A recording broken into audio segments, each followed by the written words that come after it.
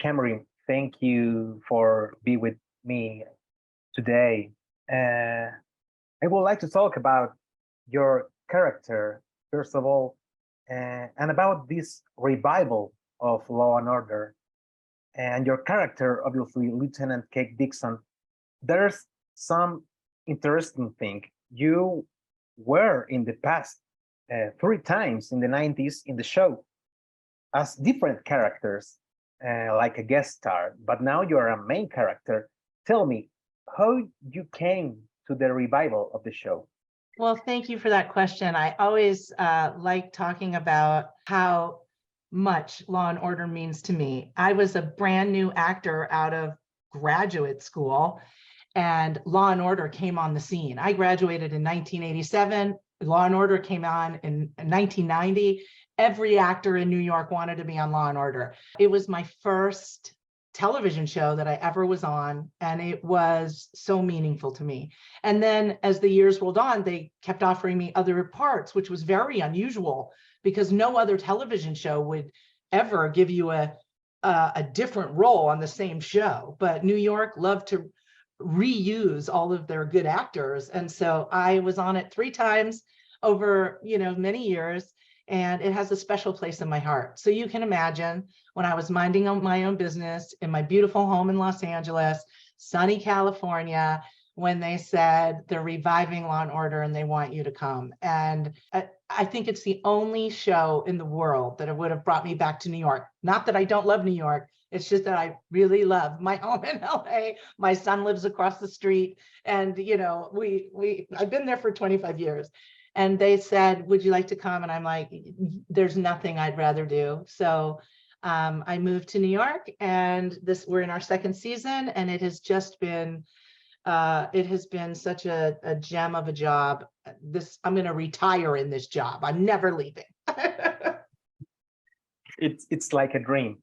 It's a dream. And believe me, every woman my age who I see out on the streets of New York, I was just at an opening night of a play, and there was a woman who was like, you've got my job. I want that job. And she was mad at me that she didn't get it. And I understand why, because it is a dream. Tell me a little about your character, Kate Dixon. What kind of people is she? It's wonderful to discover who your character is over the years, because we don't make it up, right? This happens in a writer's room, and they decide to write something in a script, and all of a sudden that's who you are. I had a conversation with the writers over the summer, and I said, I'm fluent in sign language. I'd love to see some deaf people on the show. And they made my son deaf, which was phenomenal. Just recently, it hasn't aired yet, but it will. We find out that Dixon came from a family of police officers. We have learned that Dixon was bullied when she was a kid, maybe for being a big girl, who knows, but she cannot stand bullies, and she's not afraid. Having your father, your brother, your grandfather as a police officer, you learn these tricks of the trade, and she is a seeker of justice. She is committed to it. And I don't think that she has ulterior motives. She really just wants to do the right thing.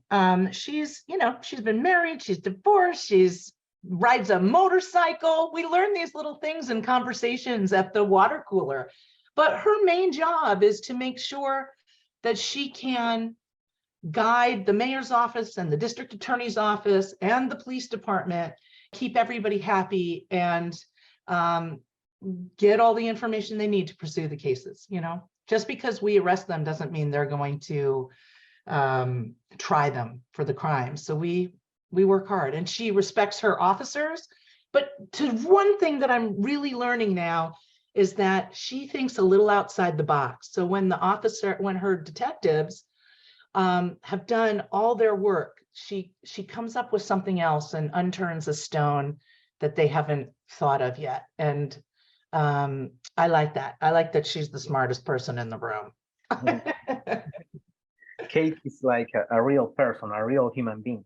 Yeah. And she's got, she's got 40 cases going at one time. So when she seems like she's not that interested in a case, it's just because she's got to get information out and then go work on another case.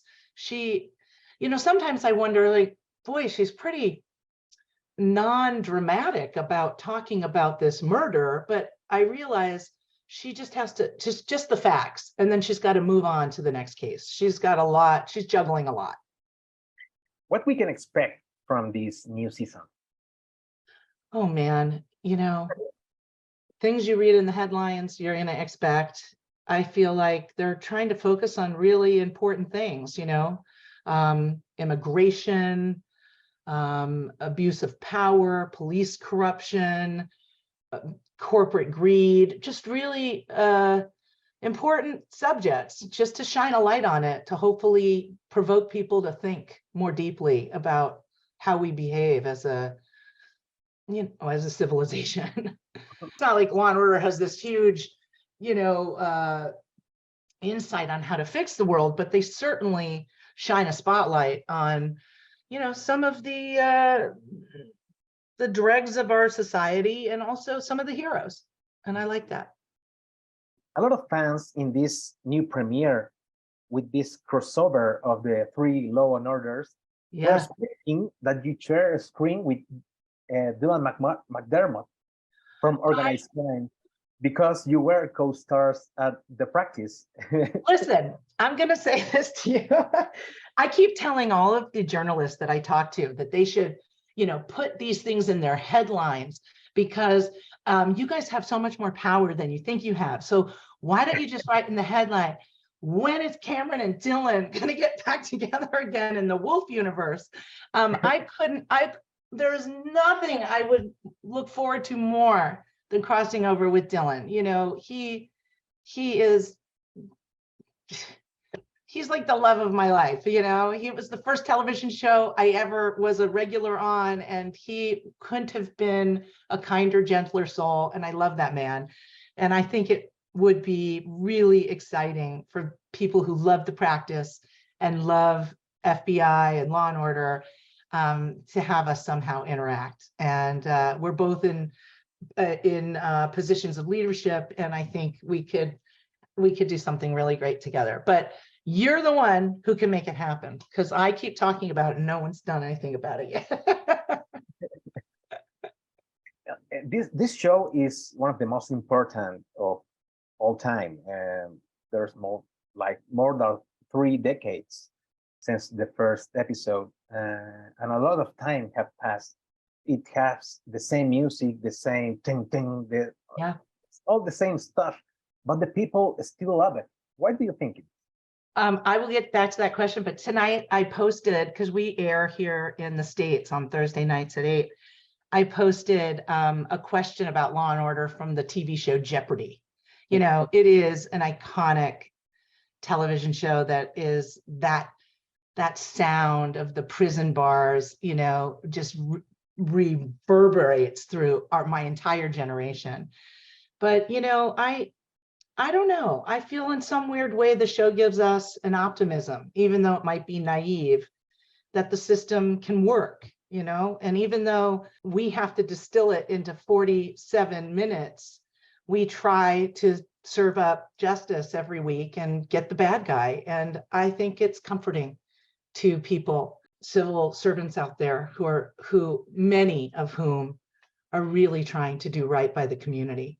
And people want to see their stories told on television. It makes it real and justifies it and gives them permission to have really big feelings about it. I've been on many shows that have done that, but that's what makes a show so iconic, like Law and Order. It is, even though it can be very gruesome and very hard to watch, it is comforting in some strange way that we are being listened to. I don't have too much time, but I always make this question. From your career, you were in a lot of TV shows, movies, series, but there's any special moment of your career you remember the most? Well, I'm not gonna lie. I think being a relative newcomer to Hollywood and winning an Emmy Award for the practice was one of the most, I'm getting emotional just talking about it, special moments of my life. And to be able to raise that award over my head and say, this is for all the fat girls, was one of the most deeply moving moments of my life. And to include women like me who have struggled for so long to be a part of television and film, who had been overlooked for so long, I was proud of myself for being brave, for saying it, and I was beyond delighted to have been recognized by my peers in the academy. So that was a pretty special moment. My parents were there. It was pretty fucking cool. CAMRYN, I want to thank you again for this time. I wish you all the luck, all the best, and I hope we can talk again. Of course, Francisco, it's lovely to talk to you, and thank you so much.